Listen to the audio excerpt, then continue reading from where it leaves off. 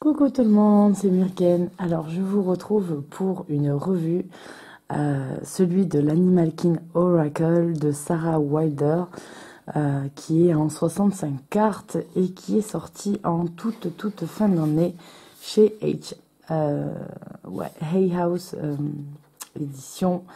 Alors c'est un jeu qui est en anglais. Mais comment vous dire, à la base ce jeu c'était un jeu auto-publié puisque l'auteur est australienne et entre le prix du jeu et les frais de port pour le faire venir c'était juste pas possible. Et donc du coup je m'étais résolue à me dire bon bah c'est pas grave, je l'aurai jamais et je le trouvais magnifique. Vous savez que j'aime beaucoup les jeux avec les animaux. Que c'est peut-être ce dont je me sers le plus facilement et le plus souvent.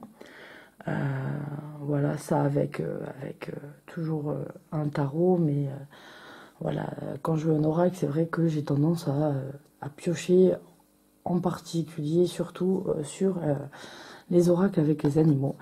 Et donc celui-là, voilà, m'avait fait de l'œil depuis longtemps. J'avais vu pas mal de revues. Et quand j'ai vu qu'il allait sortir en mass market, j'étais trop contente et j'attendais avec impatience. Donc le premier jour où il est sorti, je l'ai pris, quoi. Donc en fait, vous allez avoir, comme on a souvent chez A-House, oui, une boîte en dur, voilà, comme ça. Voilà comment c'est à l'intérieur, tout simplement. Et donc ensuite, vous allez avoir les 65 cartes, format oracle classique. Pas trop grande non plus. C'est-à-dire que voilà, on peut faire quand même comme ça. Et ensuite, vous allez avoir un guidebook. Alors, je trouve qu'ils nous font des guidebooks assez sympas, assez épais. Il y a pas mal à voir.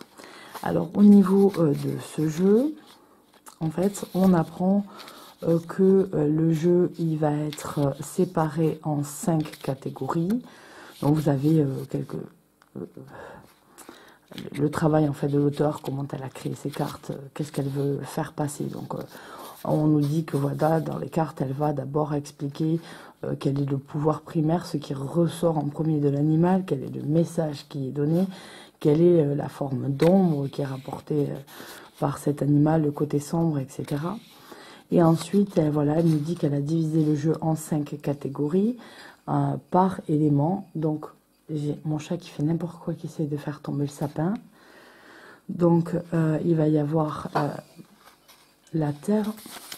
Je dois couper avant qu'il casse tout. Je reviens. Alors, me revoilà. J'espère de tout cœur que mon chat va se calmer sans avoir à casser toute ma maison. Donc, je disais, oui, qu'elle avait séparé le jeu en 5, en fait. En 5 éléments. Donc, elle a pris la terre, l'eau, le feu, l'air et l'esprit. Et elle va après, dans le livret, expliquer à quoi la terre est relative, l'élément de la terre, l'eau. Donc voilà, ça va être dans tout livret. Elle ensuite va nous donner un rituel de nettoyage du jeu en se servant des éléments, comment travailler avec les cartes. Et va après nous donner quelques tirages. Donc voilà. Et on passe ensuite directement voilà, aux cartes de terre, donc qui sont représentées par les cristaux qui sont là, ce symbole-là. Voilà. Et donc on commence directement avec la carte, son numéro, l'animal, le mot-clé, de quel élément il fait partie. Et ensuite, les explications dans le découpage qu'elle a donné au départ. Et donc, ça va être pareil pour toutes les cartes. Dès qu'on va passer à l'élément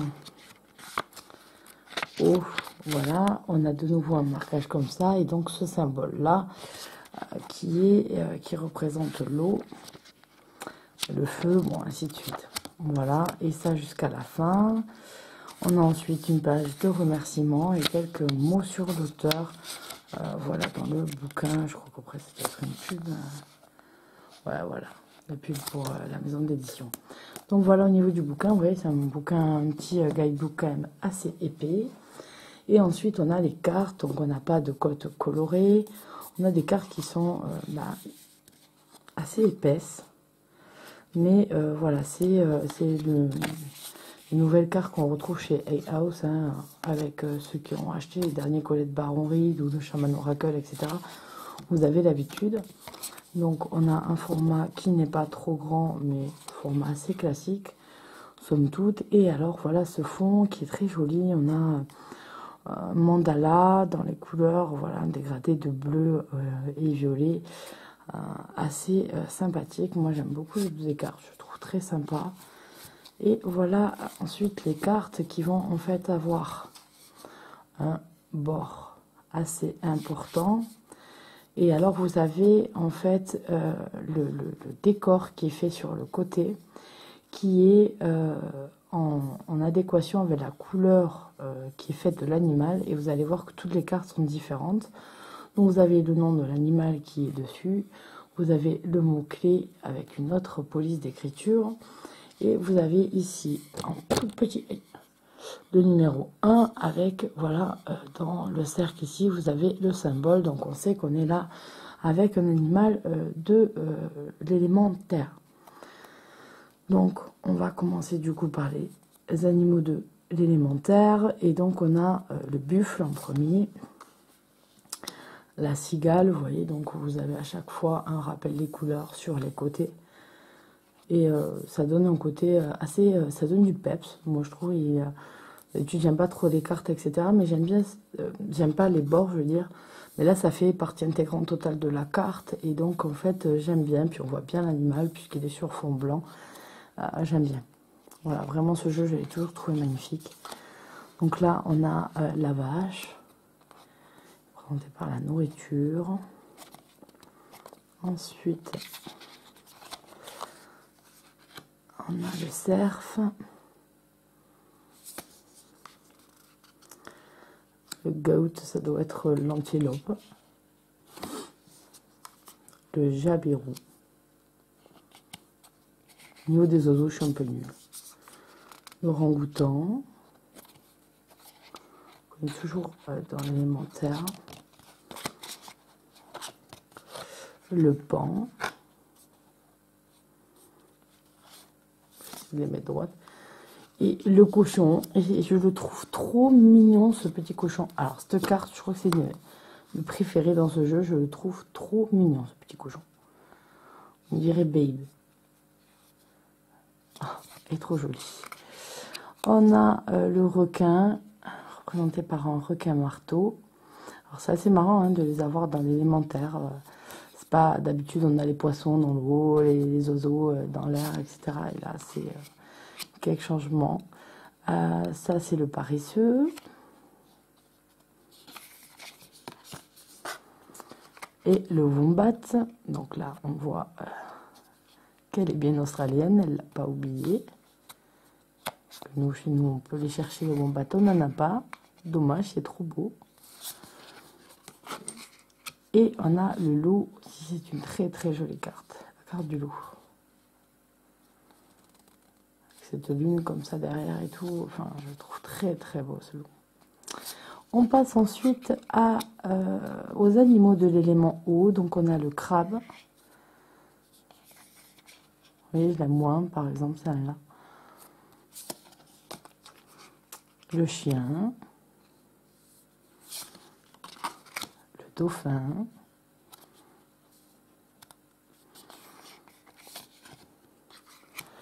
La libellule. Le canard.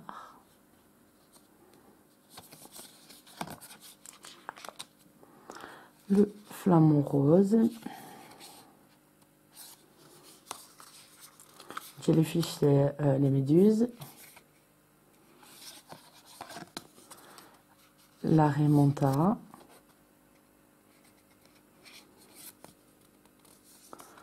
Le parrotfish, c'est le poisson perroquet. Les hippocampes. Et l'étoile de mer. la tortue de mer, la baleine,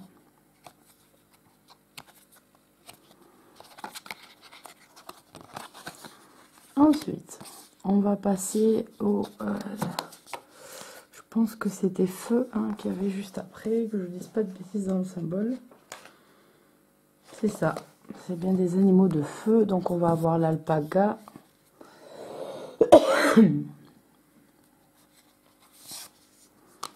l'abeille, le chameau. Je trouve très joli le chameau aussi. Le cardinal, ouais, je crois que c'est pareil. Le caméléon. Après, je m'en suis pas encore, j'ai pas eu le temps de bien voir en fait en quoi elle les rapproche dans les pourquoi elle les a choisis ceux-là dans tel élément, etc. Dans la description, ça doit peut-être nous éclairer. Après, voilà, ça me fait assez rire quand je vois le caméléon dans le feu. Et il doit bien avoir une raison, mais je ne sais pas si vous avez vu les petits caméléons. Ils n'ont pas le feu. Ils sont vraiment très très lents. Ils avancent toujours à 2 à l'heure. Ils ont le temps, les mecs. C'est vraiment, j'adore regarder les caméléons. Si je vais dans une animalerie en passant, etc., s'il y en a dans des vivariums, je me régale tout le temps, rien qu'à voir à la vitesse où ils avancent. Et, je veux dire, ils sont pas pressés. On a ensuite le renard, le gecko, le cheval,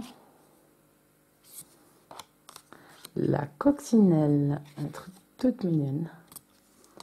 Le lion, bien sûr, dans le feu, il est très très joli. Le serpent.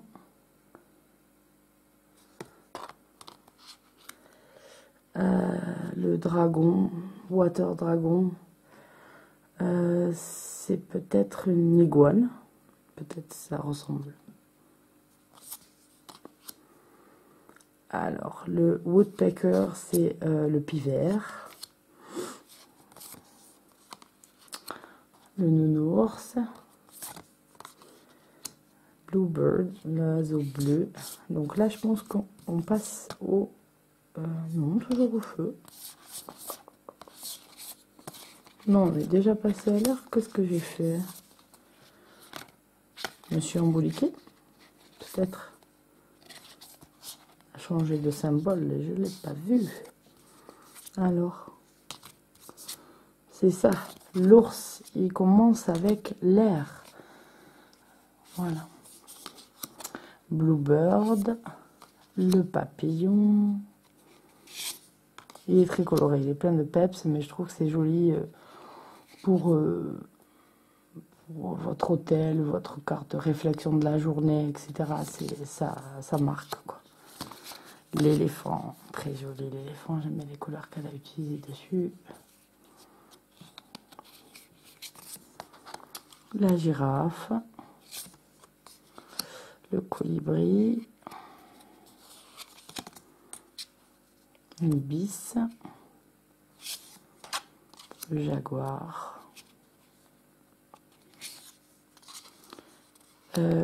kingfisher, je vois c'est quoi comme oiseau, mais martin pêcheur peut-être. Je vois l'oiseau, mais après, je vous dis, je suis un peu nulle en nom d'oiseau.